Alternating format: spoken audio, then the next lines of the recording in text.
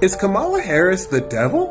As you can see, this is the natal chart of Kamala Harris. She has a Libra sun, a Gemini rising, and an Aries moon. First impression, this is one of the most powerful charts I have ever seen. Very, very impressive.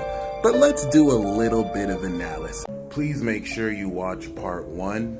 I made sure in that video to specify the mechanics of what allowed me to make this conclusion or inquiry. You can check that video out on my YouTube channel if you type in Kamala Harris is Lucifer. Let's peel more layers and go deeper, shall we? It's important to note that I'm not saying Kamala Harris is evil. She might be, I don't know. I'm just making sure we're clear whether you like her or dislike her.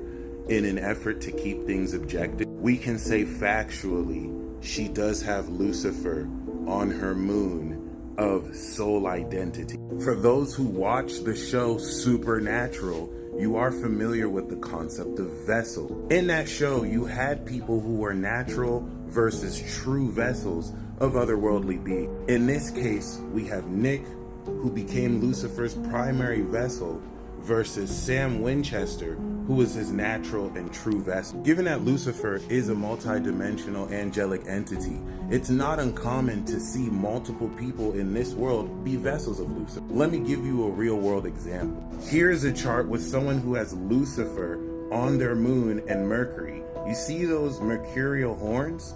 Watch this. This was the profile picture of this person who has never seen their natal chart. In my line of work, I have met many people who are vessels of Archangel Michael, of Lucifer, of Isis, of Osiris. So it's not the most uncommon thing, but you can see parallels in how people actually play this out in real life. So seeing how Kamala Harris is the Aries moon original vessel of Lucifer as a Libra sun fallen Gemini rising angel, there is credence to perhaps suggest she is the original vessel of this being. This is why I maintain she is one of the most powerful women in the world. And if you're falling for this act that she's just this giggly, not that powerful woman, you're mistaken. Her sun is 12th house to Joe Biden's sun, and her moon is 12th house to Joe Biden's Taurus moon, meaning that she was literally in the shadow of Biden. You think that's for no reason? What we want to look at, though, is the North Node on her rising. Anyone with the North Node on their rising or sun or moon is chosen by destiny. As such, this is what makes this election very historic, because President Trump also has his North Node in Gemini, which means that destiny and their ability to change it is going to influence who is meant to be elected / selected / placed by people, elites, whatever you want to believe about. And that's what gives me the impression that if anyone can give Trump a run for his money, it is Lady Harris. As of now, Jupiter is getting ready to transit through her first house and start a brand new 12-year cycle. And we want to see how during election day, Jupiter will be exactly on President Trump's North Node.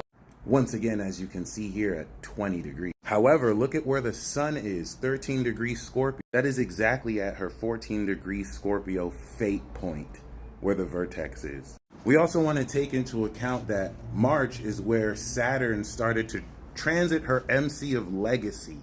And it won't be until September where the conjunction that activated there finally starts to harvest. So as far as the elections this year, if Kamala Harris doesn't seem likely to win, it makes you think what's going to happen in between the elections that might change public perception of her. You can fully expect everything that has to happen in order to change that to happen latest Virgo season by September, before we really kick in the fall. This video is a lot more speculative, but I wanted to share ideas around what I think the impressions are in the months coming. Personally, I have no idea who might win this.